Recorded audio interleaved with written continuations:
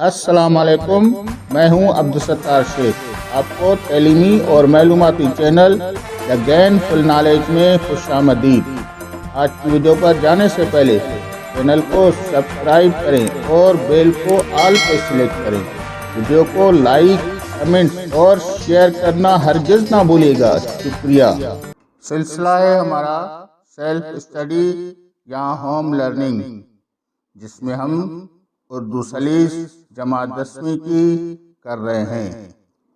آج ہم حصہ نظم میں نظمیں کریں گے، جس میں پہلی نظم ہے اہل بیت رسول صلی اللہ علیہ وسلم کی زندگی۔ اس کا شاعر ہے علامہ شبلی نعمانی۔ چونکہ یہ نظم کچھ بڑی ہے، اس لیے اس نظم کو میں نے 2 حصوں میں تقسیم کیا ہے۔ آج اس نظم کا حصہ پہلا ہے۔ الفاظ معنی۔ اہل بیت حضور صلی اللہ علیہ وسلم کا خاندان۔ سیدہ پاک مطلب سردار بی بی فاطمہ رضی اللہ تعالیٰ عنہا کا لقب۔ خیر الانام مطلب سب سے بہتر حضور صلی اللہ علیہ وسلم کا لقب۔ حیدر مطلب شیر حضرت علی رضی اللہ تعالیٰ عنہ کا لقب۔ صفا چبوترا جو مسجد نبوی کے صحن میں تھا۔ افلاس مطلب غریبی۔ کنیز مطلب نوکرانی۔ غلام مطلب خادم یا نوکر۔ گھس جانا مطلب رگڑ پڑنا۔ چکی چلانا مطلب آٹا پیسنا۔ اٹ جانا مطلب دھول سے بھر جانا۔ غبار مطلب دھول یا مٹی۔ مشغلہ مطلب کام یا مصروفیت۔ اذن عام مطلب عام ملاقات کی اجازت۔ محرم مطلب جن سے پردہ نہ کیا جائے۔ پیام مطلب زبانی بات۔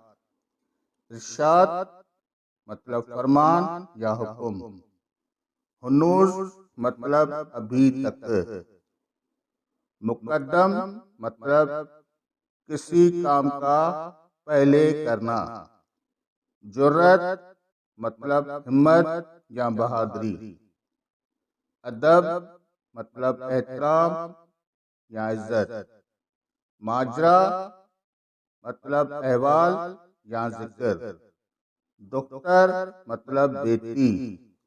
اتفاق مطلب غیر متوقع بات۔ حیا مطلب شرم۔ اب ہم نظم کے اشعار کی طرف چلتے ہیں۔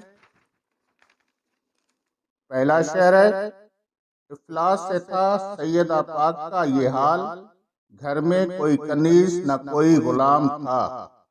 حوالہ یہ شعر علامہ شبلی نعمانی کی لکھی ہوئی نظم اہل بیت رسول صلی اللہ علیہ وسلم کی زندگی سے لیا گیا ہے۔ تشریح۔ اس شعر میں شاعر سیدہ فاطمہ الزہرا رضی اللہ تعالی عنہا کی زندگی کے بارے میں فرماتے ہیں کہ ان کی زندگی نہایت مفلسی میں گزری۔ ان کی غربت کا یہ عالم تھا کہ ان کے گھر کا کام کاج کرنے کے لیے کوئی کنیز یا غلام تک نہ تھا۔ شعر 2 گھس گھس گئی تھی ہاتھ کی دونوں ہتھیلیاں، چکی کے پیسنے کا جو دن رات کام تھا۔ حوالہ یہ شعر علامہ شبلی نعمانی کی لکھی ہوئی نظم اہل بیت رسول صلی اللہ علیہ وسلم کی زندگی سے لیا گیا ہے۔ تشریح۔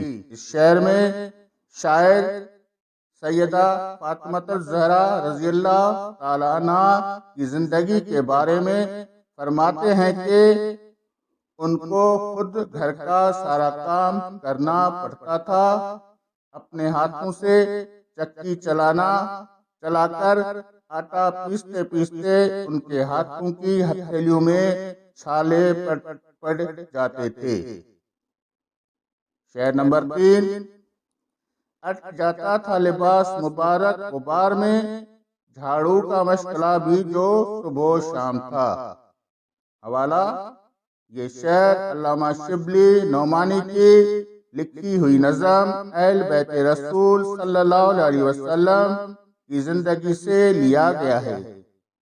تشریح، اس شعر میں شاعر سیدہ فاطمہ الزہرا رضی اللہ تعالی عنہ کی زندگی کے بارے میں فرماتے ہیں کہ بی بی صاحبہ گھر میں صبح اور شام کو جھاڑو بھی خود دیتی تھی، اور جھاڑو سے اٹھنے والی دھول سے ان کے کپڑے بھی دھول سے بھر جاتے تھے۔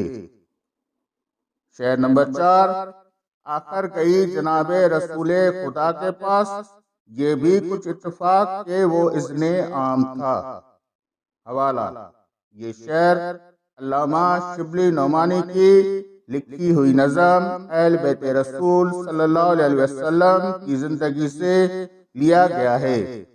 تشریح، اس شعر میں شاعر فرماتے ہیں کہ بی بی فاطمہ رضی اللہ عنہا صاحبہ ایک دن اپنے والد حضرت محمد صلی اللہ علیہ وسلم کے پاس مدد کے لیے گئی تاکہ ان سے ایک کنیز کا سوال کر سکیں، لیکن اتفاق سے اس دن دربار رسول میں ملاقات کا عام دن تھا۔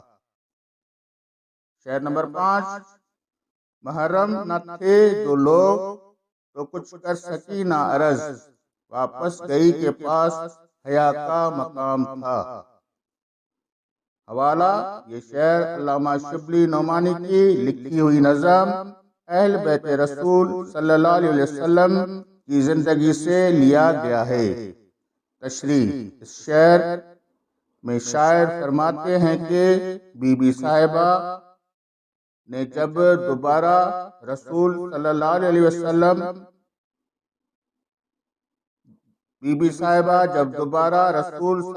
وسلم میں دربار میں حاضر ہوئی۔ اس تشریح کو میں دوبارہ پڑھتا ہوں۔ تشریح، اس شعر میں شاعر فرماتے ہیں کہ بی بی صاحبہ نے جب دربار رسول صلی اللہ علیہ وسلم میں کچھ ناآشنا لوگ دیکھے تو شرم اور حیا کی وجہ سے آپ صلی اللہ علیہ وسلم سے کچھ کہے بغیر واپس گھر لوٹ آئی۔ شعر نمبر 6، پھر جو گئی دوبارہ تو پوچھا حضور نے، کل کس لیے تم آئی تھی، کیا خاص کام تھا؟ حوالہ، یہ شعر علامہ شبلی نعمانی کی لکھی ہوئی نظم اہل بیت رسول صلی اللہ علیہ وسلم کی زندگی سے لیا گیا ہے۔ تشریح، اس شعر میں شاعر فرماتے ہیں کہ بی بی صاحبہ دوسرے دن جب دربار آپ صلی اللہ علیہ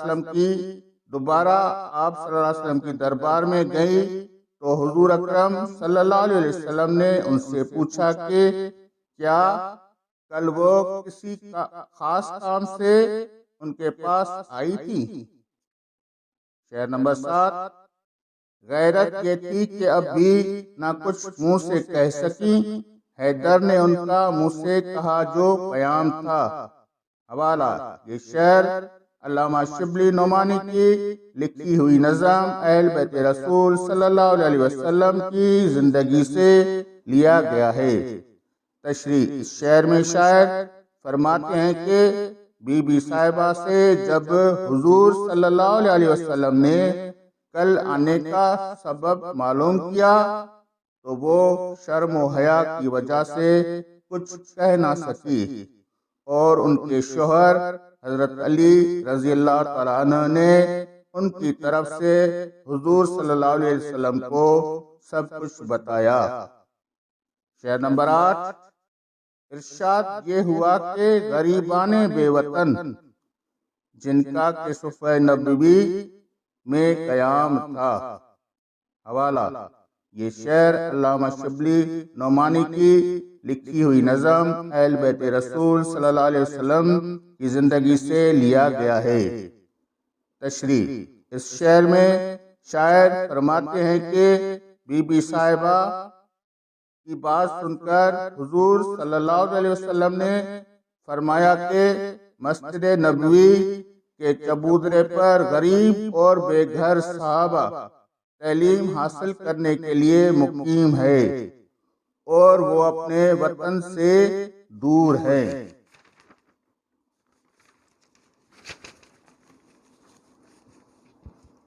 شعر نمبر 9، میں ان کے بندوبست سے فارغ نہیں ہنوز، ہر چند اس میں خاص مجھے اہتمام تھا۔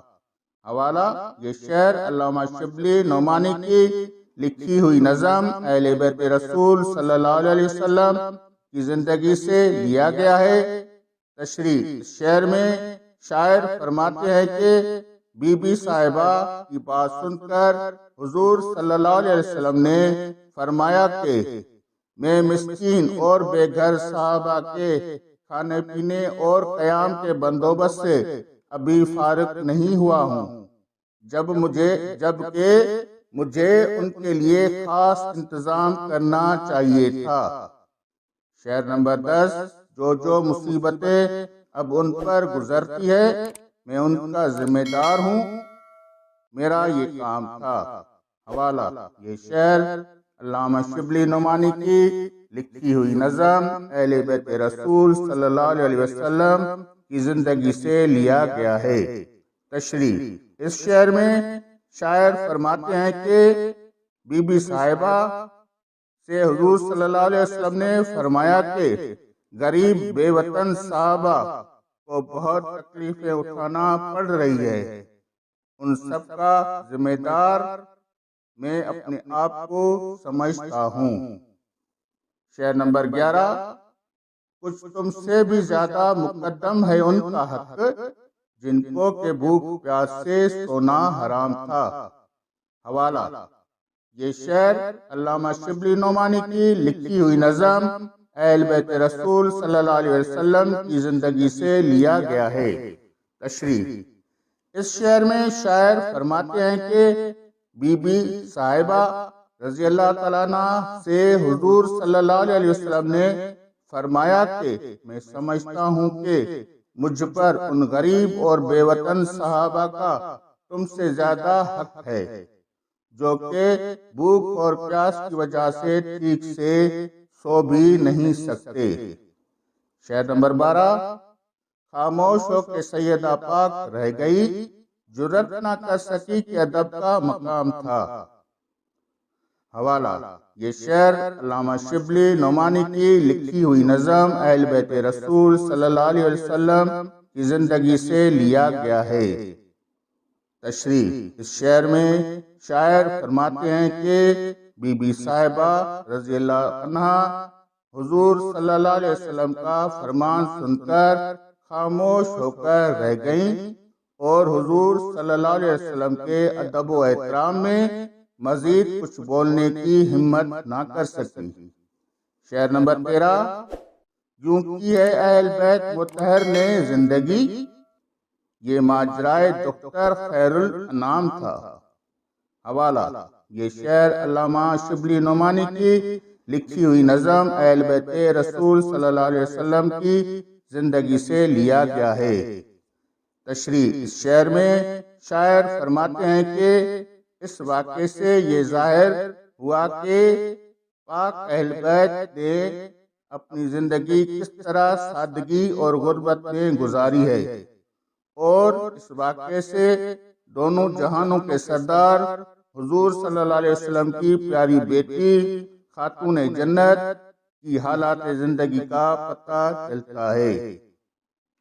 یہ ہے نظم اہل بیت رسول صلی اللہ علیہ وسلم کی زندگی کا حصہ اول۔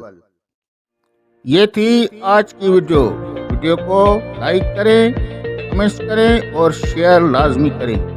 ویڈیو کو آخر تک دیکھنے کے لیے آپ کا بہت بہت شکریہ۔ ملتے ہیں اگلی ویڈیو میں، تب تک کے لیے اپنے ساتھی عبدالستار شیخ کو اجازت دیں۔ اپنا بہت سارا خیال رکھیے گا۔ اللہ حافظ۔